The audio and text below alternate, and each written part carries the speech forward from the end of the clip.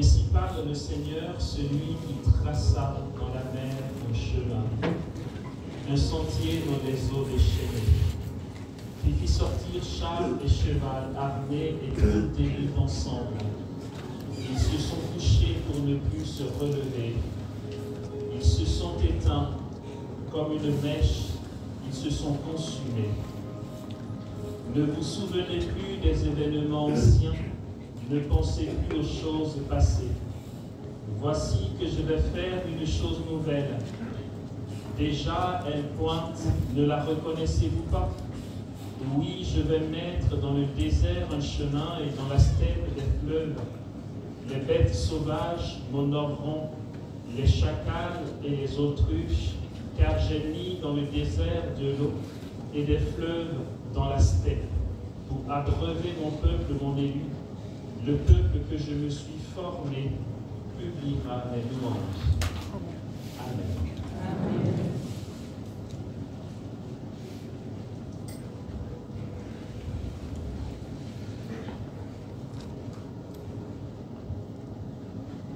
Ok.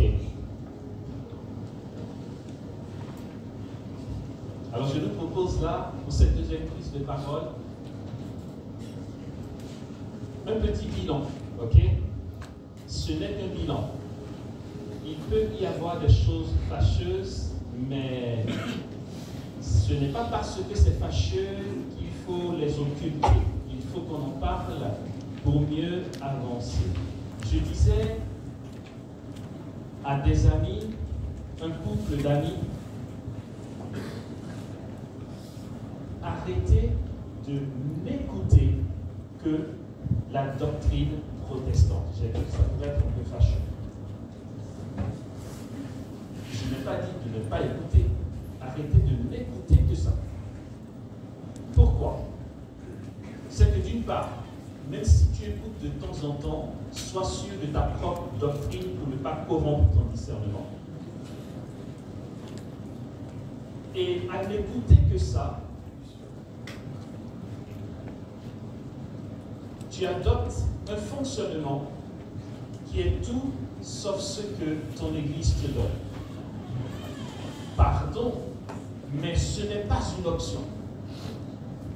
Je l'ai dit en première partie qu'on allait faire un petit détour historico-ecclésial récent pour mieux avancer. Ce n'est pas une option, je suis désolé. Il ne s'agit pas de dire sans l'Église catholique, il n'y a pas de salut. Non, ça c'était il y a bien longtemps. On ne parle plus en ces termes. Okay? Il s'agit de trouver Dieu. Oh, frères et sœurs, on entend souvent dire mais arrêtons ces guerres de confession religieuse puisqu'on prie le même Dieu. Ce n'est pas un problème, bien sûr qu'on prie le même Dieu. Sauf que la relation que tu as avec ton Dieu est conditionnée par ta doctrine sur Dieu. Jésus, il est le même que tous adorent, pardon, les chrétiens. Mais la doctrine va conditionner la manière dont tu entres en relation avec Jésus. Du coup, ça fait un peu primaire et naïf de dire on prie le même Dieu. On prend un cas simple. Si notre foi nous fait savoir et croire que Jésus est présent dans l'hostie et que le protestant ne le croit pas, lui va appeler adoration des chants de méditation. Durant 1 heure, 2 heures, il va dire j'ai adoré Dieu.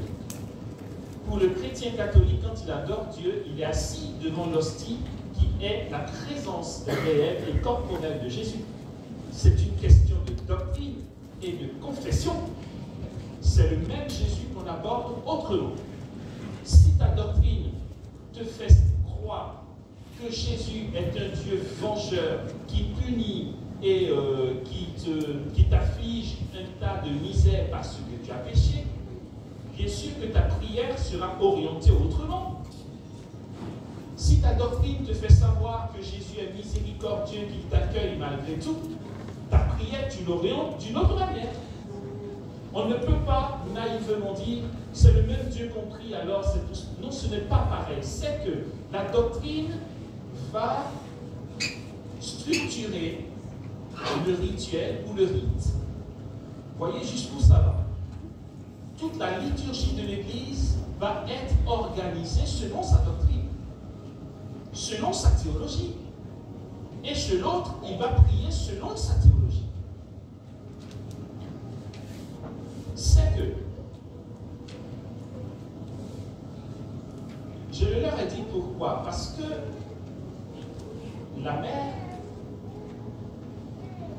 était de passage chez moi avec leur bébé de 7 ou 8 mois, je ne sais rien, et l'enfant pleure. Elle lui donne le sein, l'enfant ne veut pas. L'enfant continue de pleurer.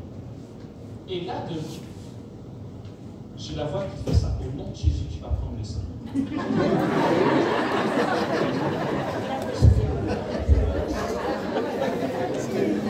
Regarde si le passage la dérange, peut-être qu'elle a fait popo, ça la dérange. C'est pas parce qu'elle pleure qu'elle a forcément faim. Cherche quoi, une mère doit savoir ces choses. Est-ce que c'est le moment de prendre autorité au nom de Jésus? Pitié, quoi. Enfin, je vais dire, en soi, c'est pas un péché, mais pardon, ça fait un peu n'importe quoi. Jésus nous a doté d'intelligence, d'instinct maternel, de tout ça, pour nous occuper de notre enfant. Et ça, c'est un exemple, entre autres, que je donne. Alors, du coup, je lui dis, arrêtez. Mais c'est quoi ce fonctionnement? Ailleurs, quelqu'un me dit, à la sortie d'une messe, une personne que je connais depuis longtemps, qui est secrétaire d'un responsable communautaire. Il dit, ah tiens, alors ça fait longtemps, qu'est-ce que tu deviens? Je dis, écoute, ça va, Dieu regarde par sa grâce et tout. Je suis du passage en Côte d'Ivoire. Et elle me dit, je peux te confier une intention? Oui, bien sûr. On se met un peu de côté et elle me dit, écoute, voilà 2 ans que le modérateur a prophétisé que je vais avoir un ministère puissant. Et depuis 2 ans, ça trame, et je ne parviens pas à mon accomplissement et à ce jour de gloire. Elle le croit. Je ne vais pas la juger. Tout dépend de ta doctrine. Ok? Alors, je lui dis, c'est quoi ton jour de gloire? Mais en fait, pour elle, c'est ce jour qui a été prophétisé, quoi. Où elle va avoir un ministère puissant. Déjà, entre l'idée que tu te fais de la chose et la réalité, il y a un écart énorme. Ministère puissant, c'est quoi? Ok, même si on nous l'accordait, ok, on se l'accorde. On se dit, allez, 2025, ça va être mon année de gloire. Pardon. Moi, je veux bien accepter que je sois atypique. Je vais vous annoncer que j'ai eu un jour de gloire. Oui, bien. Le jour où, comme le Père, il aime à dire la messe, le prêtre a invoqué le triple nom de Dieu sur ma vie.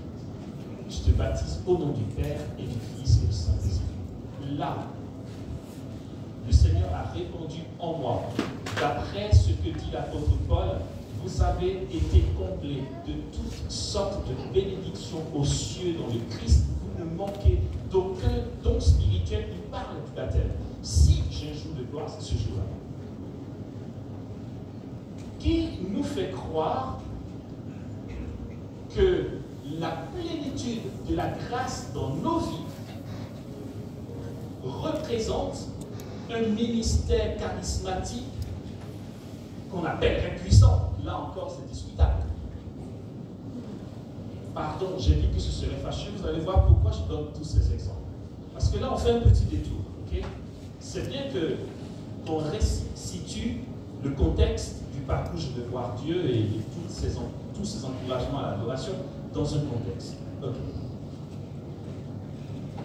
C'est que, pardon, mais l'enseignement de l'Église ne nous suffit pas. Je ne vais pas dire ne nous suffit plus, parce que dire ne nous suffit plus supposerait qu'on a baigné là-dedans. On n'aborde même pas le sujet, parce que ce n'est pas alléchant. Ouais, il faut faire le rosaire, il faut faire la lecture divina. Non, mais quand je vais de l'autre côté, c'est la louange à outrance, on transpire, on saute, on danse, les gens sont en transe, ça tombe, on sent que Dieu est là. Vas-y. Non, mais je t'en prie.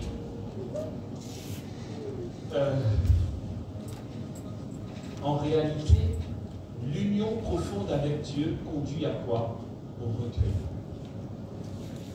Alors, si tu penses que parce que des gens tombent et qu'il y a des cris, c'est que c'est puissant, c'est que, pardon, mais tu es de.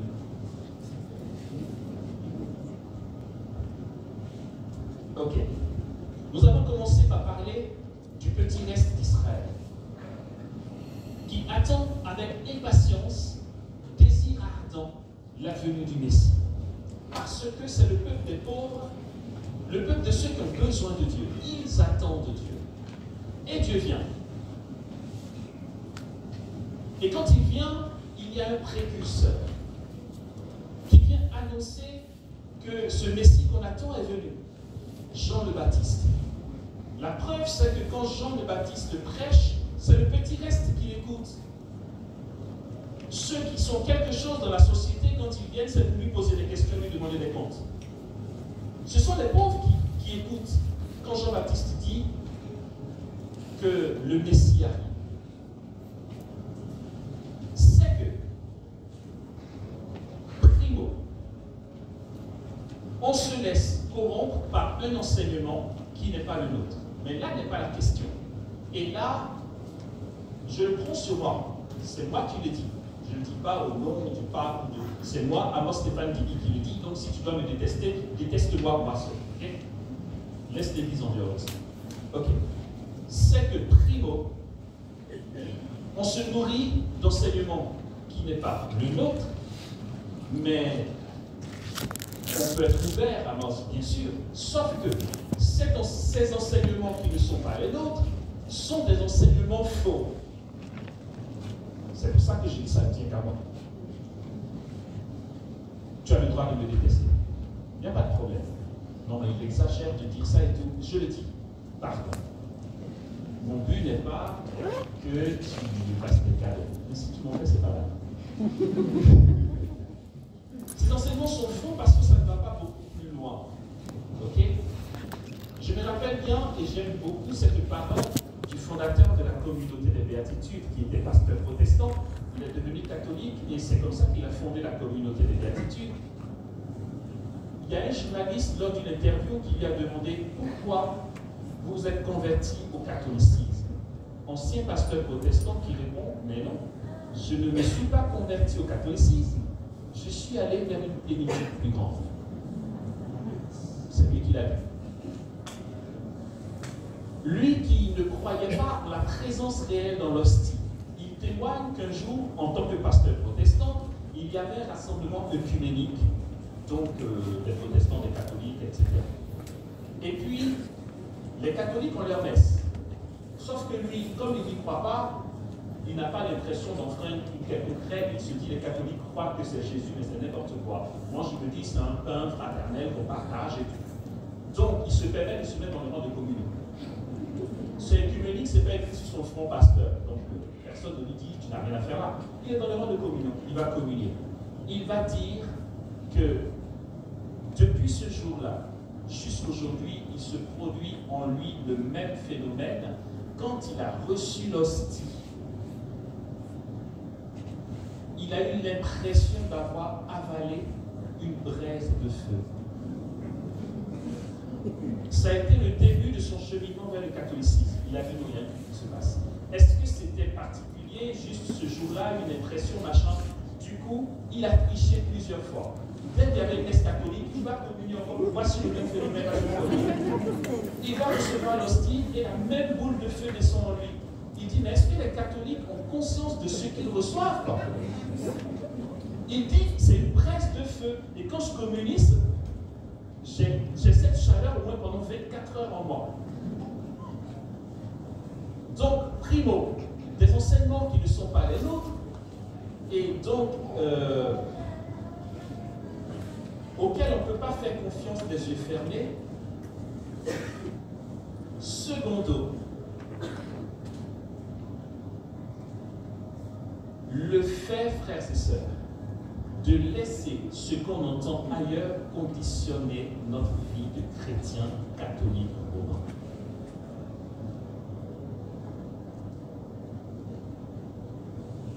Il s'est passé quoi? XXe siècle. Puisque c'est ce que nous vivons aujourd'hui. Et ça s'amplifie tellement qu'on entend des choses comme je viens de raconter. J'attends toujours le jour de mon jour. Parce que l'expérience du baptême dans l'esprit, avec les premiers fruits qui en découlent, constitue pour nous une finalité en soi. Je vais vous dire de quoi je parle. C'est que Isaïe l'a prophétisé. Et quand les temps furent accomplis, l'ange Gabriel fut envoyé par Dieu à une vierge du nom de Marie, qui était à Nazareth, chez un homme du nom de Joseph, lui disant, tu seras la mère du Messie. Ok, ça a été, à partir de ce moment-là, ce que l'Église va appeler les derniers temps. Quand on dit les derniers temps, ne va pas croire à un prophète qui va te dire qu'en février 2025, Jésus va venir. Les derniers temps, c'est à partir de l'incarnation. Ok. Et donc, Jean le Baptiste l'annonce. Il est dit, en effet, au chapitre 1er de l'évangile de Jean, Jean-Baptiste dit ceci. Et moi, je ne le connaissais pas. Mais celui qui m'a envoyé baptiser, celui-là m'a dit, celui sur qui tu verras l'Esprit descendre et demeurer, c'est lui qui baptise dans le Saint-Esprit. Et moi j'ai vu, et j'atteste que celui-ci est vraiment le Messie. Jean 1, 33 et 34. Puisque, avant le début du XXe siècle, les chrétiens, je ne dis pas les catholiques, les chrétiens, ne faisaient plus l'expérience de l'agir puissant du Saint-Esprit au niveau charismatique, comme cela s'explique dans les Actes des Apôtres. C'est ainsi qu'on va attribuer le renouveau charismatique au début du XXe siècle au protestantisme. Petit et tout. On va voir. Et ce qui s'est produit dans les années au début du XXe siècle, 1901 d'abord, ensuite 1906, ensuite le contexte du Concile Vatican II pour les catholiques et ce qui s'en est suivi. 1901, Charles Fox Parham fait l'expérience depuis longtemps de la prière en langue par une de ses étudiantes. Ça fait boule de neige, mais ça retombe assez vite parce qu'il déploie plutôt un ministère de guérison. Et puis en 1906, à Los Angeles, par un pasteur noir américain, il y a une autre manifestation qui devient explosive. Et c'est de cet événement à Azusa Street, à Los Angeles, qu'on va attribuer le renouveau charismatique qu'on connaît aujourd'hui, disant que cela vient du pentecôtisme. D'accord. Même si pour ma part c'est discutable, mais je ne vous dis pas pourquoi ça va être. Très bien. Il se trouve que la doctrine protestante va déduire que le baptême dans l'esprit dont parle Jean-Baptiste est ce qui s'est produit au début du XXe siècle. Bien sûr, ils ont conscience que ce qu'a annoncé Jean-Baptiste, à savoir le Messie est celui qui baptise dans le Saint-Esprit, trouve son premier accomplissement dans les Actes des Apôtres. C'est en effet chapitre 1er, verset 8 des Actes des Apôtres. Jésus dit, vous allez recevoir une force, celle du Saint-Esprit, qui viendra sur vous. Alors vous serez mes témoins à Jérusalem, dans toute la Judée et la Samarie, et jusqu'aux extrémités de la terre. Dès le premier verset du chapitre 2 des Actes des Apôtres, nous n'avons pas à la Pentecôte. On se dit, mais c'est ce que Jésus a dit qui est arrivé, et c'est juste. Les apôtres font l'expérience de cette Pentecôte, et c'est la naissance de l'Église. Mais justement, là se trouve la problématique, frères et sœurs. C'est que, quand Jean-Baptiste dit que Jésus baptise dans le Saint-Esprit, Jean le Baptiste, en le disant, est dans une dynamique, pardon pour le mot, je vais expliquer, est dans une dynamique eschatologique. Ça veut dire, c'est la fin des temps. Il dit, il tient en sa main la pelle avalée. Et il va purifier le mauvais grain par le feu. Ce sont les prophéties du Baptiste. Si tu penses que Jean-Baptiste annonçait les jours proches, tu te trompes. Parce que le Messie qui est venu était doux et humble de cœur. C'était complètement en contraste avec ce qu'a dit le Baptiste, puisque lui, il annonce un Messie qui vient et qui va séparer le bon grain du mauvais grain, ça va être la purification totale, avec des cataclysmes et tout. Et puis quand le Messie lui-même se manifeste, il est doux et humble de cœur, il se laisse prendre, il meurt même à la croix. On se dit, bon, ok, le Baptiste, il a dit quoi? Sauf que le Baptiste, en prophétisant, il voyait prophétiquement justement ce qu'il annonçait. Mais il voyait l'eschatologie. L'eschatologie, c'est quoi? C'est les temps derniers qui se rapportent à la parousie. J'ai dit que ce serait un peu technique un autre mot. Donc, ne m'en voulez pas trop. La parousie, c'est ce qu'on va appeler la venue en gloire du Fils de Dieu, d'accord? On va appeler la fin du monde, si vous voulez. Jean le Baptiste prophétisait dans ce but-là. Jean le Baptiste, quand il parlait du baptême dans l'Esprit, dans ses prophéties, il n'a jamais expliqué en quoi consisterait ce baptême dans l'Esprit. Quand il a dit baptême dans l'Esprit, il n'a pas dit que le feu va tomber du ciel et que vous allez briller en lampe. Il a annoncé baptême dans l'Esprit. Et il était dans une dynamique eschatologique. Jean-Baptiste a complètement occulté, ou du moins ça lui était occulte, toute la dimension et tout le temps de l'Église. Entre sa prophétie et les derniers temps que lui a annoncé, il y a le temps de l'Église. C'est pourquoi l'événement de Pentecôte constitue la problématique pour Jean le Baptiste. Puisque quand l'Esprit Saint descend à la Pentecôte, c'est le temps de l'Église. Entre la prophétie de Jean et l'appel à vanner dont il a parlé, il y a le temps de l'Église. Ce feu purificateur n'est pas un temps de vengeance où Dieu vient te punir. C'est simplement Dieu qui vient dans sa gloire. Et Dieu n'a pas besoin de punir, il a un feu. Quand tu vois Dieu, comme dit le pape Benoît XVI, Dieu ne juge personne, mais nous sommes jugés par lui. C'est Benoît XVI qui le dit. Ouais, moi aussi, quand j'ai lu 3 fois. Non, mais c'est super beau. Dieu ne jugera personne, mais nous serons tous jugés par lui. Ça veut dire quoi? Dieu ne va pas dire, tu as fait ci, tu as fait ça, tu es condamnable, machin truc. Dieu est. Il ne jugera personne. On est jugé par lui pourquoi? C'est que tu vois Dieu et tu comprends tout. Le jugement se prononce en soi. Il t'a rien dit, hein, tu as compris. Dieu ne jugera personne, mais nous serons tous jugés par lui. Par son être, en fait. Ok? Très bien. Du coup, la doctrine protestante va se dire ce que Jean-Baptiste a annoncé. Ils vont le dire pourquoi? Parce que Jean-Baptiste dit celui sur qui tu verras l'Esprit descendre, celui qui baptise dans le Saint-Esprit. Ok. Et puis il se produit Pentecôte quelques temps plus tard, 3 ans plus tard. Et à la Pentecôte, dans le discours de Pierre, il annonce à son public ceci. Et lui, parlant de Jésus, élevé à la droite de Dieu, il a reçu du Père l'Esprit Saint, objet de la promesse, et l'a répandu. C'est là ce que vous voyez et entendez. Les protestants disent, ok, donc le baptême dans l'Esprit, c'est la Pentecôte. C'est pas faux. Mais ce n'est pas une finalité en soi. La Pentecôte est une ouverture. La Pentecôte est un élan missionnaire pour la vie de l'Église. Et cette Pentecôte qui est répandue pour la naissance de l'Église a pour rôle d'achever dans l'Église et dans le peuple chrétien toute sanctification. C'est tout un temps. Vous allez voir pourquoi je dis ça. C'est que, puisque depuis la Pentecôte il y a 2000 ans jusqu'au début du XXe siècle, puisque les chrétiens ne faisaient plus l'expérience des charismes, les protestants priaient pour que ça arrive. Mais l'Église catholique y est pour beaucoup d'abord. Mais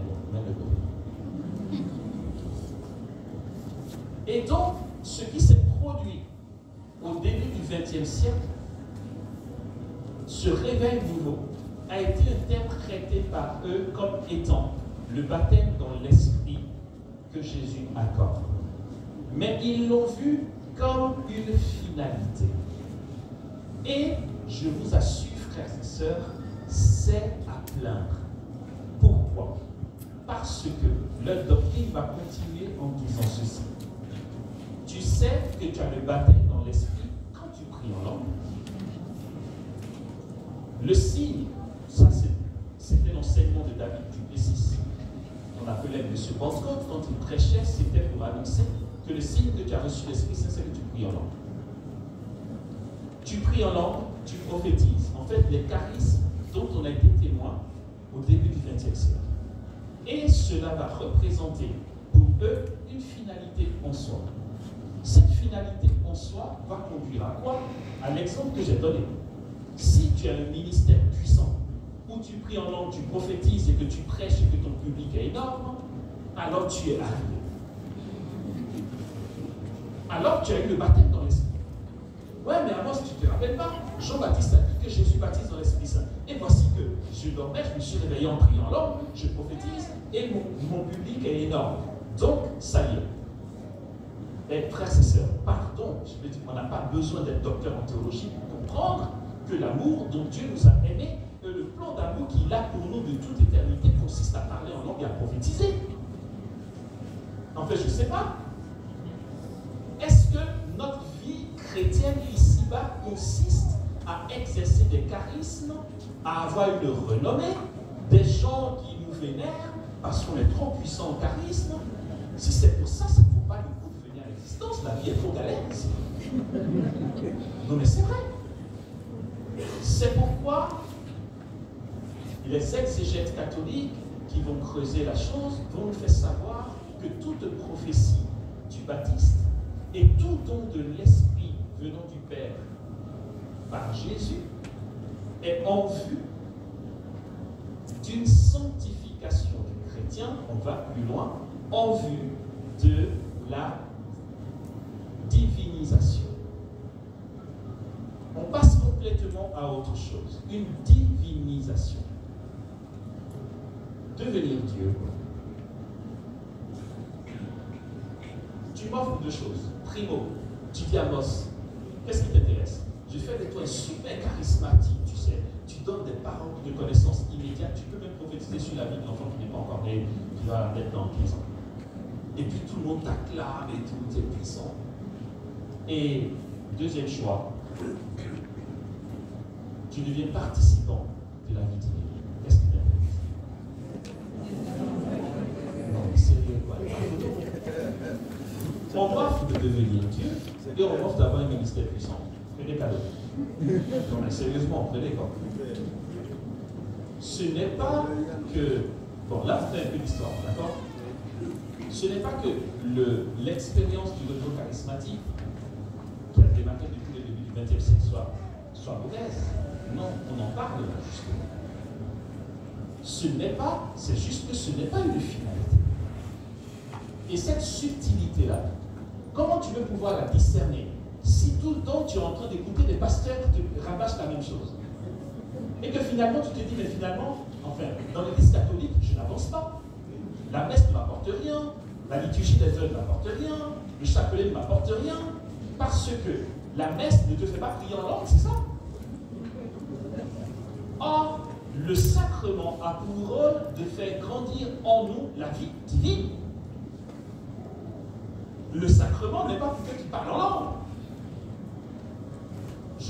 La prière en langue n'est pas mauvaise, c'est un don de Dieu. On ne va pas médire sur le don de Dieu. Mais c'est un élan vers un ailleurs.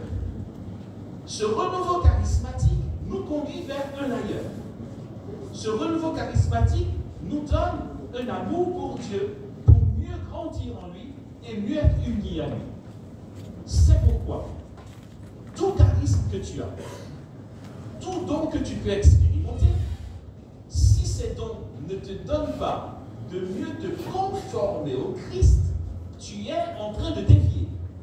C'est-à-dire, je prie en langue, je prophétise, je donne des paroles de connaissance vérifiées, alors j'exige un respect, j'exige une église ou un ministère, j'exige un bonheur. C'est un peu fâcheux. Et puis il y a un autre, moi, au niveau contemporain, je le dis souvent, au niveau contemporain, j'entends. Celui que j'ai comme modèle de charismatique, c'est quelqu'un comme Emiliano Tardif. Il avait un charisme, un don de guérison énorme. En contraste, pourrait-on dire, avec sa simplicité. Non, mais tellement simple que tu n'as pas confiance en fait. Non, mais c'est vrai. Quand il rentre, tu t'attends à voir quelqu'un qui a un peu de gray, pantalon chasseur, gros truc, machin, petit style, tu vois. Ça fait un peu mystérieux, car c'est vraiment lui. Le père Tardif rentre ici, tu vas dire, attendez, le gars dont on parle, c'est lui. Il est en clergyman, sa veste, bien coiffé avec une petite raie ici à l'ancienne, et il marche tout droit. Et tu dis, il n'y a pas de fanfare qui l'accompagne avec les têtes du corps, tout ça. Non. En fait, c'est un monsieur d'église, quoi. C'est un prêtre. Je ne suis pas sûr, son apparence ne fait pas plus ecclésiastique qu'ecclésiastique. C'est monsieur d'église. D'une simplicité. Et j'ai lu un bouquin sur sa vie. Et une de ses sœurs de communauté qui témoignait, je trouve ça tellement beau. En fait, le père Tardif, tu lui dis, mon père, maintenant on va à gauche. Il dit, d'accord. C'est l'heure de partir à droite. Ok. Vous dormez ici. Très bien. Le repas, c'est à 8h. Je serai là. Mon père, vous pouvez faire ci. Ok. J'ai envie de dire, mais tu n'as pas. Personnellement, tu n'as pas envie de choses. Mais c'était ça sa mission. Et quand il finit cette tournée, Dieu se sait combien de tribulations pour aller annoncer Jésus.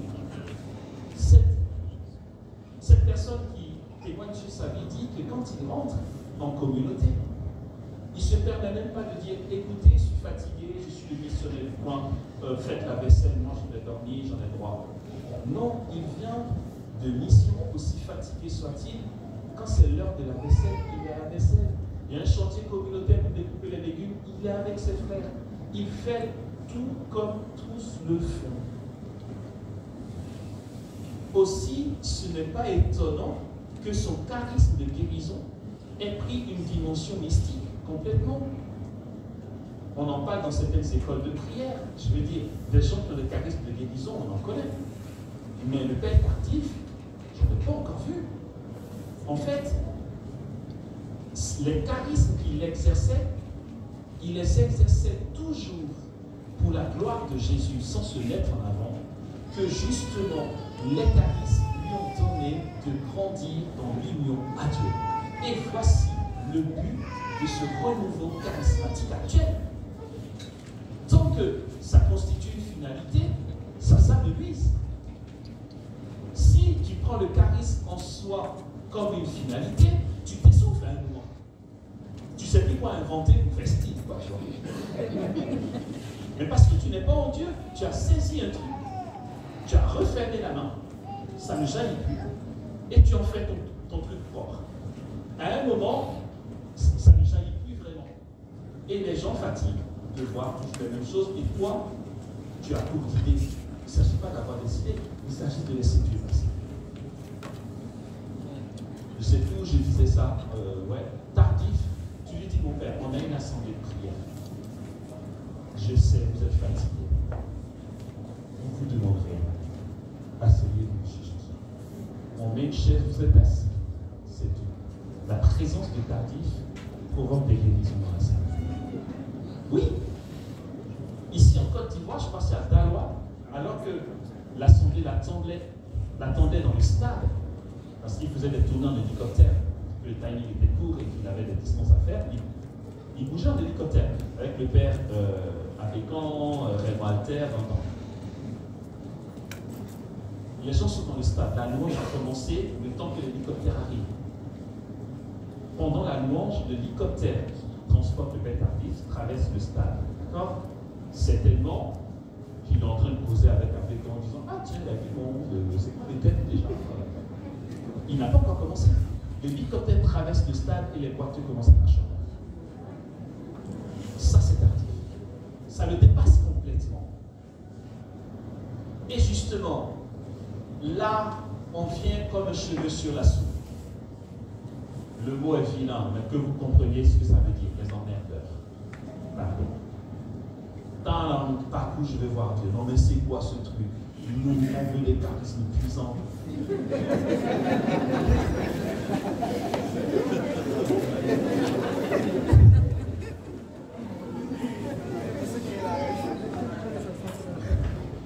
On veut des charismes puissants. Non, mais attendez.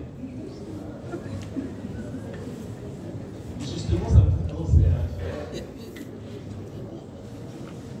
un jour qu'il y avait un rassemblement au sanctuaire Marianne d'Abidjan et où il y a eu de beaux signes. Jésus a été très abondant ce jour-là, c'était trop génial.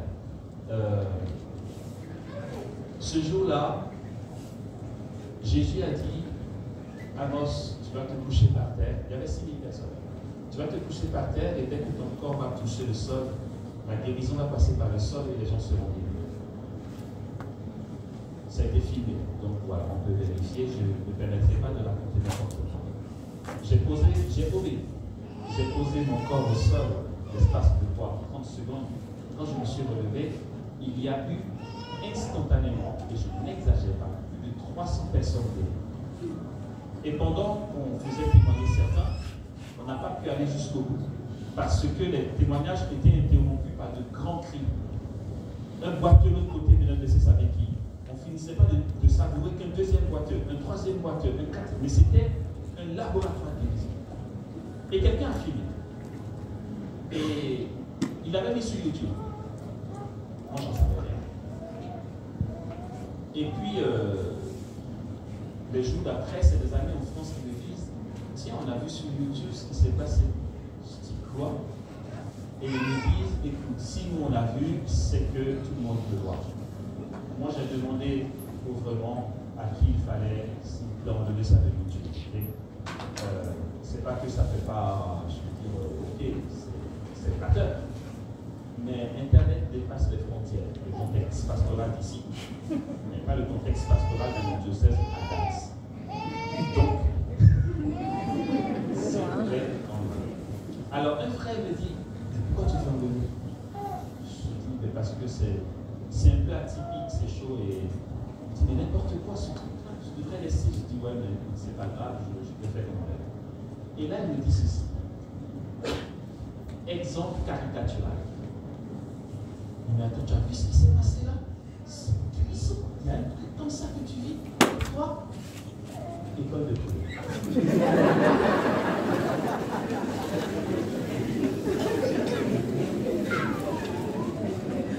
En gros, arrête de faire des choses bleuneuses, quoi. Attends, ça, on peut exploiter. On fait la communication autour avec les majorelles. Ça va être puissant. Mais voilà en fait la problématique. Et c'est vrai, j'ai été confronté à quelques responsables de prière, on a réfléchi ensemble et tout, mais c'est quasiment la même chose qui revient. Quel que soit où je passe, que ce soit en Europe ou en Afrique, les groupes de prière du renouveau charismatique demandent ce qu'il faut pour que ça redémarre. Et aujourd'hui, en Côte d'Ivoire, par exemple, ce qu'on va constater, c'est que les groupes de prière même du renouveau charismatique vont se plaindre que leurs meilleurs éléments finissent dans les communautés des fraternités nouvelles. Parce que ce sont des jeunes qui ont le feu, qui le plus, mais qui se retrouvent enfermés dans un fonctionnement qui tourne. Pardon, c'est un peu fâcheux, mais il faut se le dire. Mais comment faire pour que le feu redémarre? Pour que le feu redémarre, frères et sœurs, il ne faut pas aller chercher plus loin. Il faut juste réaliser que le baptême dans l'Esprit Saint n'est pas pour parler en langue. C'est pour une union à Dieu. Et que ce n'est pas une finalité en soi que d'être charismatique avec une assemblée qui tombe quand tu pries. Mais puisque le charismatique ne passe pas du charismatique à une quête du don à Dieu, à une croissance dans la vie du don à Dieu, ça stagne. N'allons pas croire que Dieu ait permis ce renouveau charismatique pour qu'on soit des charismatiques éternels. Pour que le charisme qui est donné, qui sanctifie, j'ai donné l'exemple de Tardif. Comme dit l'Ecclésiastique concernant le prophète Élisée, Et jusque dans sa mort, son corps prophétisa. Tardif était mort, une dame ne le savait pas, elle appelle à Saint-Domingue pour lui dire, je veux parler à Tardif parce qu'elle avait un problème de cœur, elle devait être opérée. Elle voulait que Tardif prie dans le téléphone. On lui dit, écoutez, on ne peut pas vous le passer. S'il vous plaît, je suis malade. On dit, mais même si on voulait, on ne peut pas parce qu'il est parti. Elle a raccroché, elle mise à pleurer. En gros, c'est Tardif, son messie. Maintenant, qu'est-ce qu'on va devenir? Lui qui priait pour nous, il est mort, etc. Et d'un coup, elle réalise, elle dit, ah ben, donc tu m'entends. Tant que tu étais sur terre, il y avait la distance entre toi et moi. Maintenant que tu es parti, tu m'entends. Et elle lui dit, écoute, je sais que tu m'entends et j'ai besoin de toi. Elle pose sa main sur son cœur et elle demande à Tardif la guérison. Elle sent une chaleur là. Elle a fait les examens, plus besoin d'opération de guérison. Ça, c'est un exemple, quoi, de charismatique. Il y a un autre qui est encore en vie, je me permets de parler de lui. Je vous assure, quand je pense au père Éric Norbert Abégan, il bénit ma vie. On sait les fonds qu'il rassemblait en Côte d'Ivoire. Il n'a pas manqué de chasteté. Chasteté, ce n'est pas seulement le sexe, arrêtez de regarder. Le contraire de la chasteté, c'est la mainmise, justement. Quand tu as un petit charisme, tu veux en faire quelque chose, ça devient ta propriété. Donc quand je dis ça, c'est que, en fait, c'est un homme en église. Dans le temps, son évêque lui avait demandé d'arrêter d'aller aux études. Il est aux études. Il est revenu, on dit soit curé de paroisse, il était curé de paroisse. Enfin, il est d'église. Il ne revendique pas la renommée qu'il a ou qu'il a eue et les foules, etc. Il est d'église, quoi. Tu vas le voir, il est juste là, pauvre serviteur de Dieu. Dieu fait ce qu'il veut avec qui il veut, quand il veut. S'il y a 3 ans, tu avais une renommée énorme et qu'on parlait de toi, aujourd'hui, Dieu permet que tu sois curé d'une paroisse à faire des réunions avec l'équipe d'animation pastorale, mais tu fais tes réunions et tu vas dormir. Non, mais c'est ça la sainteté. Frères et sœurs, pour nous, qui est Dieu? Qui croyons-nous que Dieu est? Nous allons voir dans les enseignements à venir, ça ne va pas vous plaire du tout, ce qu'on va dire. Non, mais parce qu'en fait, ça peut ne pas vous plaire. Non, mais parce qu'on va voir, on va entrer dans une autre manière d'aborder notre vie chrétienne. Dieu est ce qu'il y a de plus pauvre. Dieu est ce qu'il y a de simple. Et même Jésus, attendez franchement de vous avoir, pensez vraiment que le ministère de Jésus était si puissant? Non, attendez, on parle du Verbe éternel. Paul dit, tout a été fait par lui. Et tout ne subsiste qu'en lui. Le Verbe éternel, qui est Dieu, né de Dieu, lumière, né de la lumière, vrai Dieu, né du vrai Dieu, consubstantiel du Père. Vous pensez vraiment que son ministère était puissant? Moi, j'ai envie de dire non. Attends, tu es Dieu et tout ce que tu as fait, c'est ce qui est raconté là. C'est tout.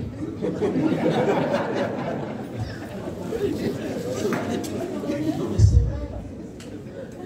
C'est que le Verbe, dans son humanité, n'a pas revendiqué le rang qui l'égalait à Dieu. Dans son humanité, il a fait le choix de ne pas savoir faire.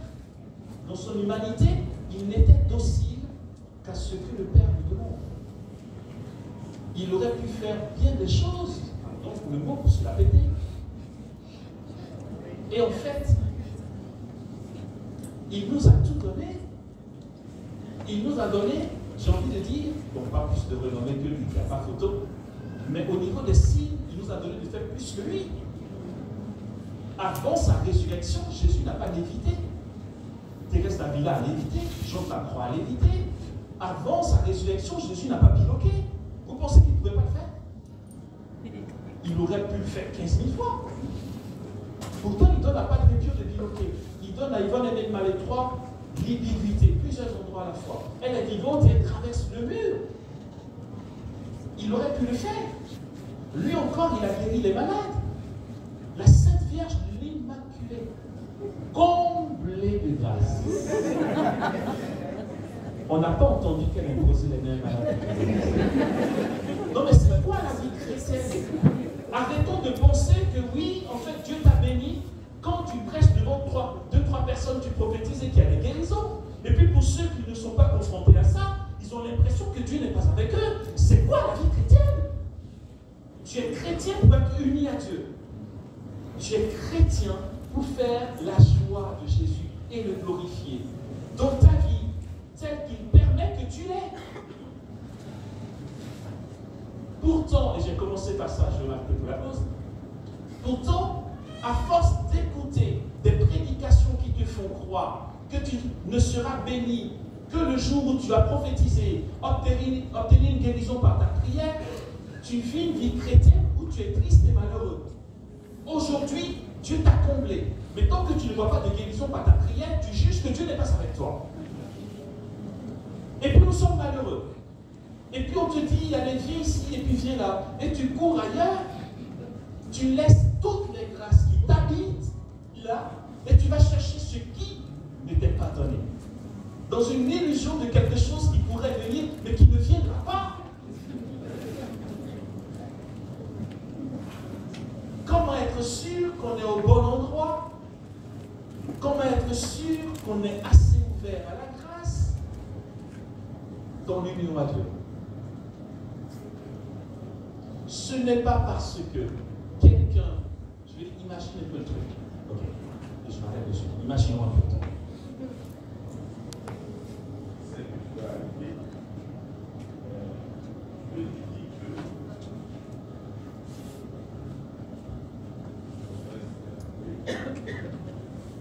Voilà, je vais te dire de ne pas arrêter à ce moment-là pour dire à ceux qui sont dans l'assemblée, pendant qu'ils parlent, ceux qui sont les vrais charismatiques mystiques sont enflammés.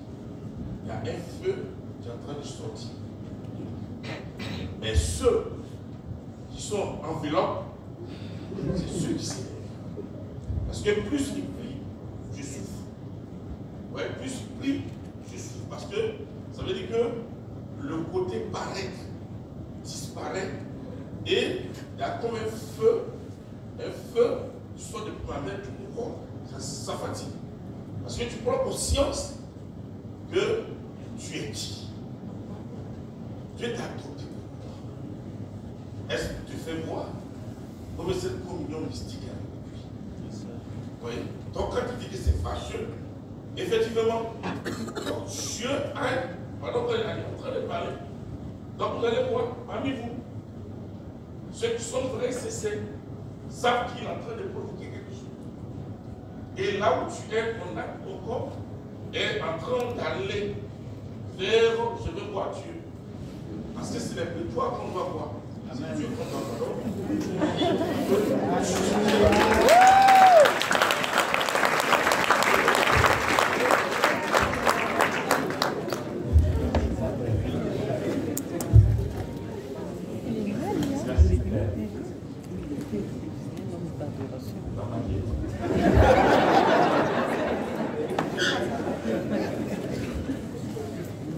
Alors je disais ceci, imaginons un peu l'état, d'accord? Imaginons un état de plénitude. En fait, une plénitude comme tu peux l'imaginer. On prend une personne qui a Dieu, okay? Qui a la plénitude de toute la puissance qu'on peut imaginer, en fait, Dieu, quoi. Ce qu'il nous faut savoir, ce n'est pas parce qu'une âme a la plénitude de la grâce et de l'union qu'elle n'a pas d'épreuve, qu'elle ne souffre pas et que forcément elle va prophétiser ou guérir les malades. Non. Et ça, pardon, je n'ai pas tout entendu d'enseignement, mais ce n'est pas ce qui est enseigné ailleurs. Et c'est l'Église catholique qui nous enseigne ça.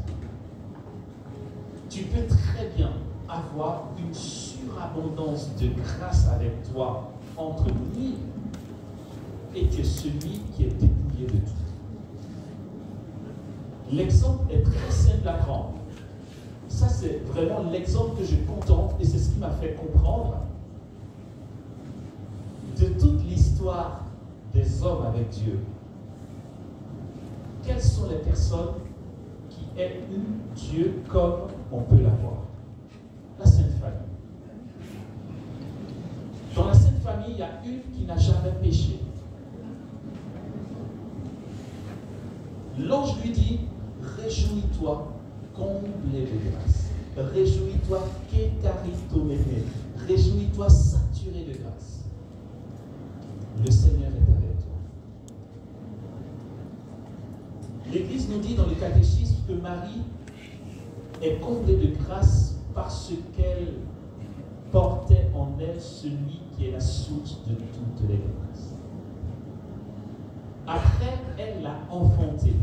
Celui qu'elle a enfanté, en lui habite corporellement toute la plénitude de la divinité. Et Joseph, le juste. Non mais dites-moi, comblé pour être comblé, dites-moi s'il y a mieux. Non mais sérieusement. Pourtant, l'ange dit, prends l'enfant et prends sa mère et fuis en Égypte. Mais attends, tu rigoles, on est comblé là. Le ciel ne peut pas faire un truc. Il faut qu'on se tape tous ces kilomètres. Et puis, il y en a d'autres qui étaient moins complets qu'eux, qui avaient le transport de l'esprit. Philippe, dans les Actes des Apôtres, il disparaissait. Pourquoi Dieu n'a pas fait disparaître la Sainte Famille en Égypte? Il a fallu que Joseph se lève de bon matin, le pauvre pas très bien réveillé, à dos d'âne de cheval, je ne sais pas précisément.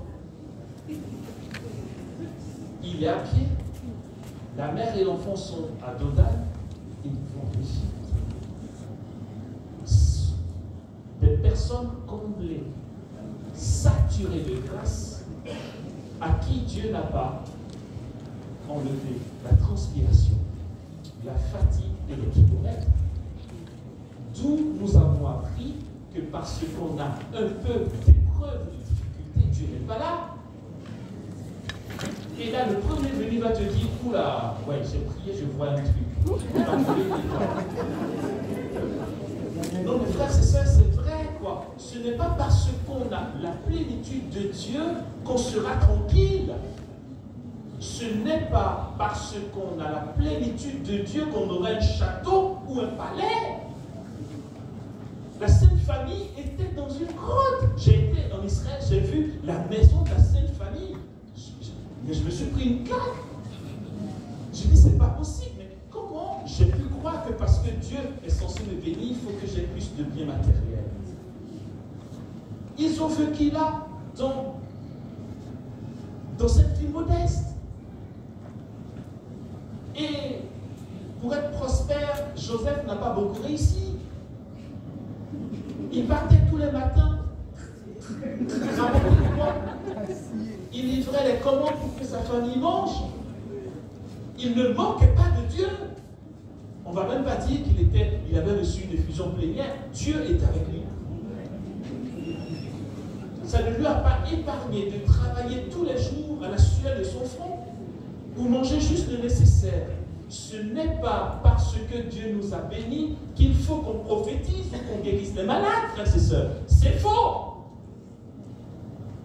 Et nous, alors que Dieu est avec nous et qu'il nous comble, quelqu'un d'autre nous fait croire que tant qu'on n'a pas prophétisé, notre jour n'est pas encore arrivé. C'est faux. Mais, ok, on ne sait pas spécialement, simplement parce qu'on ne prend pas à cœur la tradition de notre Église qui est énorme. Lis simplement la vie d'un saint, ça va t'embrasser d'amour pour Dieu. On ne le fait pas. Il y a les conciles, il y a les textes des conciles, des synodes, la vie des saints, des pères de l'Église. C'est tellement riche chez nous. moi en premier, bien sûr. On est paresseux, on ne lit pas, on ne bouquine. Tout est donné. Tu tapes sur Google aujourd'hui, Thomas d'Aquin, tout sort. Mais qui donc nous va lire? C'est plus facile de mettre pasteur machin chose, non, personne. Non, mais c'est vrai, arrêtons, frères et sœurs. C'est vrai, quoi? Pardon. Notre Église nous donne un trésor. L'essentiel, et on prend la pause, c'est de grandir dans la vie d'union à Dieu, qui n'implique pas spécialement que tu vas prophétiser ou guérir les malades ou avoir un ministère puissant. Je suis très content que l'Église ait donné Mère Teresa en exemple. En la canonisant, Sainte Mère Teresa. Elle a fait quoi? Je t'assure, sa vie fait pas en vie. Nous les charismatiques, ça compte. Non mais c'est vrai, Dieu, si tu m'avais ou moi un ministère, tu vois. Genre le responsable de la Sablière m'appelle un jour pour dire Amos, ok, j'ai été touché par l'esprit, la moitié de la Sablière te revient. Là, non mais c'est vrai. Et puis, en fait, non. Mère Teresa, ça fait pas envie. Elle a souffert. Mère Teresa n'était pas confrontée à des pauvres gentils. Genre, oh ma soeur, merci, d'ailleurs vous avez de beaux yeux, courage. Non. Des pauvres super exigeants. Comme dit le père Pierre-Marie Soubéran, le problème avec les pauvres, c'est que justement, ils sont pauvres.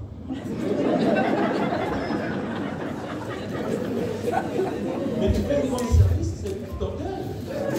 Parce que tu les déranges. Et elle a été confrontée à ça. Et elle prenait son heure d'adoration avant de partir laver les malades qui puaient, qui l'insultaient. Et elle le faisait pour Jésus. Et au final, quand je réfléchis, je me dis en fait, non. Les pauvres n'avaient pas plus besoin d'elle qu'elle n'avait besoin des pauvres. En fait, finalement, Mère Teresa, tu t'es servi des pauvres. Pour arriver là où tu es. Elle les a exploités. Parce qu'elle savait qu'en touchant le pauvre, elle touchait Jésus. Jesús Rosé, vraiment je m'arrête pour la pause. Jesús Rosé, un Espagnol, il voit la Vierge Marie. Il a 70 ans passés, il voit Marie depuis qu'il a 5 ans. C'est à Oluva en Espagne. C'est pas connu parce que c'est des apparitions qu'il est reconnu par son élève, l'église, tout ça. C'est des apparitions privées. Il voit Marie. Il est fondateur de communauté.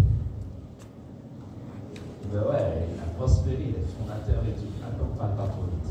Il est fondateur de communauté. Quand il va, fondateur de quelle communauté? Les membres de sa communauté, c'est des prisonniers. Son boulot de fondateur, c'est de les laver, les nettoyer, laver leur linge, les nourrir chaque jour. Et il dit, quand je dis que je vois la Vierge Marie, je peux me tromper. Mais quand je dis que je touche Dieu en touchant le pauvre, je sais que je ne me trompe pas.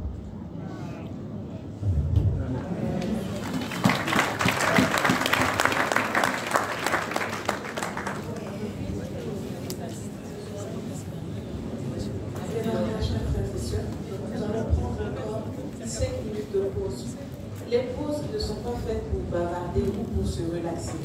Les pauses sont faites pour digérer ce qu'on a entendu. Donc au maximum, conservons le silence. Si on n'a pas besoin de sortir de la salle, on peut rester dans la salle.